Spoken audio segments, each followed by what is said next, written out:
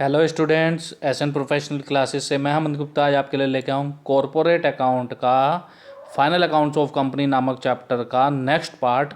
इससे पहले ऑलरेडी हम 43 क्वेश्चन अपने चैनल पर अपलोड कर चुके हैं। यदि आपने उन्हें नहीं देखा तो आप उन्हें ज़रूर चेक कर लेंगे। तो चलिए स्टूडेंट्स स्टार्ट करते हैं। आज का फर्स्ट क्वेश्चन है, किसी कंपनी द्वारा घोषित तथा प्रदत्त लाभांश होता है। Dividend declared and paid by A company is, क्या होता है? ये कंपनी की आय होती है, कंपनी द्वारा अर्जित लाभ का वितरण होता है, कंपनी के लिए विविध विधि का स्रोत है या कंपनी का व्यय है।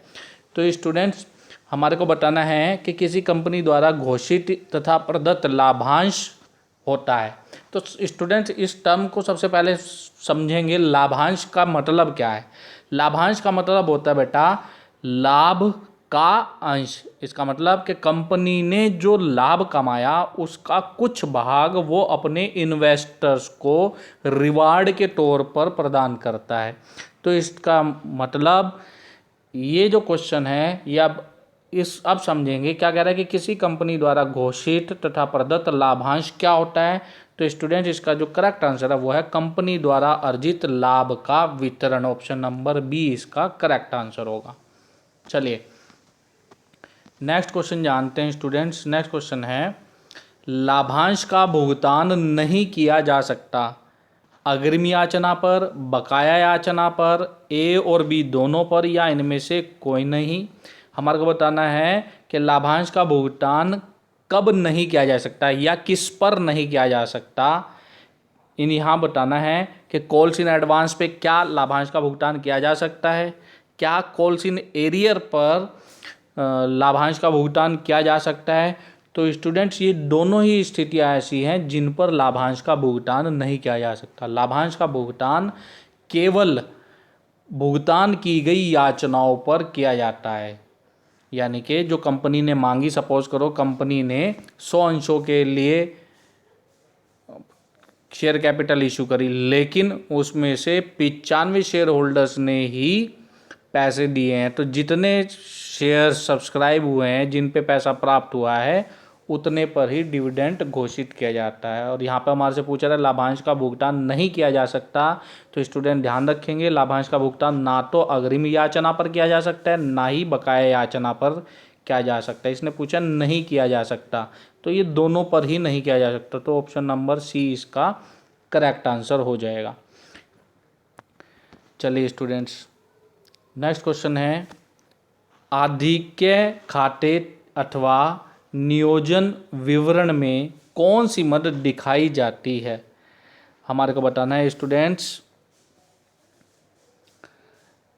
आधिक्य खाते अथवा नियोजन विवरण में कौन सी मद दिखाई जाती है। ऑप्शन दिए हैं आयकर के लिए प्रावधान, ह्रास के लिए प्रावधान, संदिग्ध ऋण के लिए प्रावधान, या सामान्य संचय में किया गया अंशदान। स्टूडेंट्स इस क्वेश्चन को जानने से पहले एक रिक्वेस्ट, यदि आप हमारे चैनल पर नए और आपने चैनल को सब्सक्राइब नहीं किया तो चैनल को सब्सक्राइब जरूर कर ले, ताकि इसी प्रकार के अपडेट्स आपको टाइम टू टाइम प्राप्त होते रहें। तो चलिए स्टूडेंट्स इस क्वेश्चन का जो करेक्ट आंसर है वो है आपका सामान्य संचय में किया गया अंशदान। ऑप्शन नंबर डी इसका करेक्ट आंसर होगा। चलिए अब नेक्स्ट क्वेश्चन जानते हैं स्टूडेंट्स। नेक्स्ट क्वेश्चन है, सामान्यतः अंतरिम लाभांश का भुगतान किया जाता है। Interim dividend is generally paid only for 6 month में, 6 महीने में, 3 महीने में, 12 महीने में, या उपरोक्त में से कोई नहीं।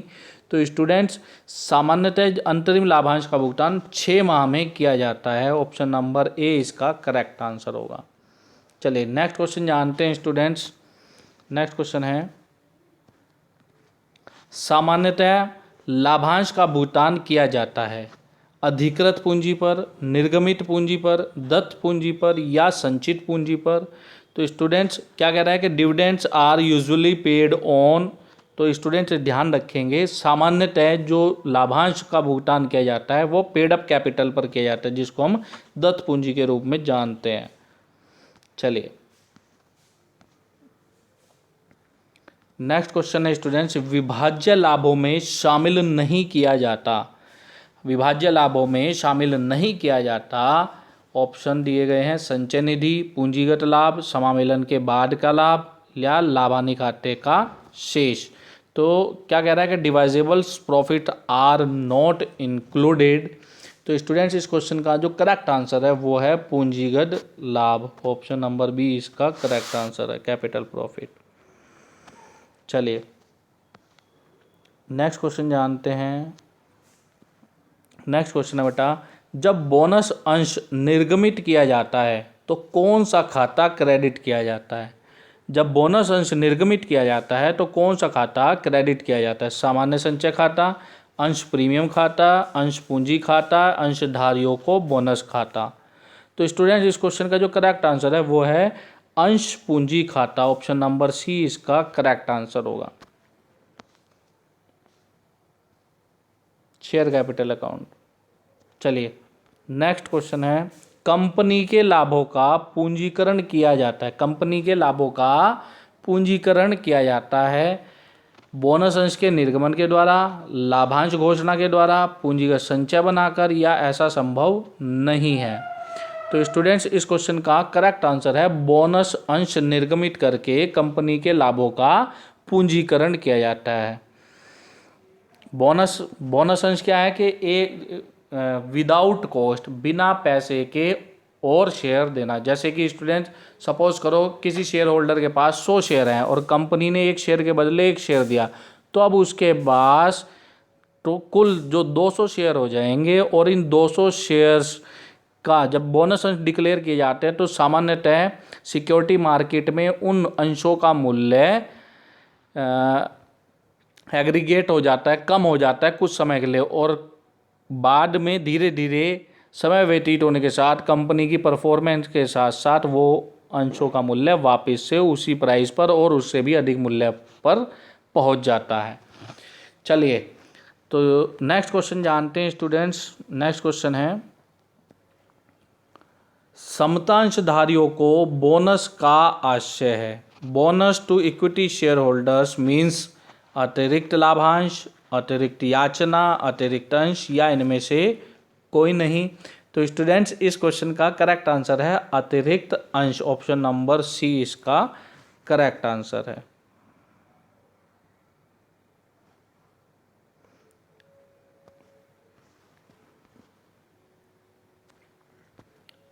नेक्स्ट क्वेश्चन है, बोनस अंश निर्गमित किए जा सकते हैं। बोनस अंश निर्गमित किए जा सकते हैं लाभानी खाते से, अंश प्रीमियम खाते से, सामान्य संचय खाते से, या उपयुक्त सभी से।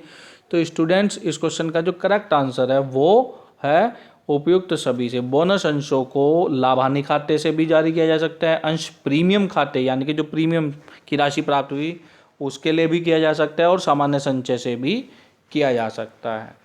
चलिए नेक्स्ट क्वेश्चन जानते हैं स्टूडेंट्स। नेक्स्ट क्वेश्चन है आपका, स्थगित कर दायित्व चिट्ठे के किस भाग में आता है? संचय और आधिक्य, गैर चालू दायित्व, चालू दायित्व, या अल्पकालीन प्रावधान? फटाफट से बताएंगे। चलिए स्टूडेंट्स इस क्वेश्चन का जो करेक्ट आंसर है वह है गैर चालू दायित्व, नॉन करंट लायबिलिटीज।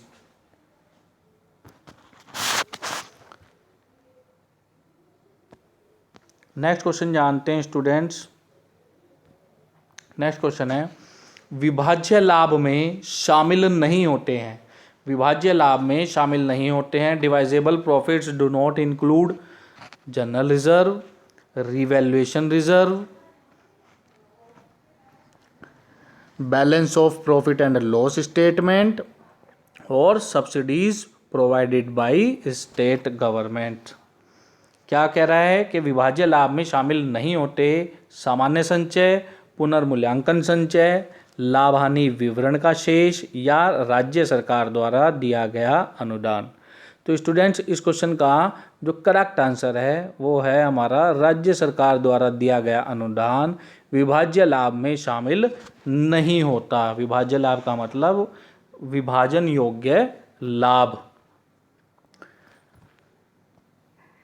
स्टूडेंट्स, इस वीडियो को जितना ज़्यादा हो सके अपने मित्रों के साथ ज़रूर शेयर करें ताकि वो भी इस वीडियो का बेनिफिट ले सकें। अगर आपने चैनल को सब्सक्राइब नहीं किया तो चैनल को सब्सक्राइब जरूर कर ले ताकि इसी प्रकार के अपडेट्स आपको प्राप्त होते रहें।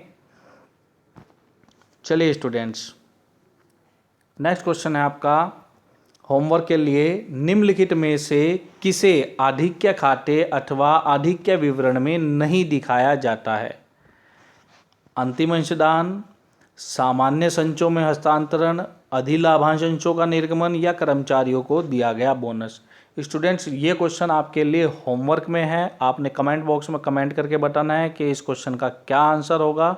और यदि आपने चैनल को सब्सक्राइब नहीं किया तो चैनल को सब्सक्राइब कर ले और साथ ही साथ इस वीडियो के डिस्क्रिप्शन बॉक्स में अन्य वीडियो के भी लिंक आपको दिए गए हैं और साथ ही साथ कुछ महत्वपूर्ण पुस्तकों के भी लिंक दिए गए हैं, आप उन्हें भी कंसीडर कर सकते हैं स्टूडेंट्स।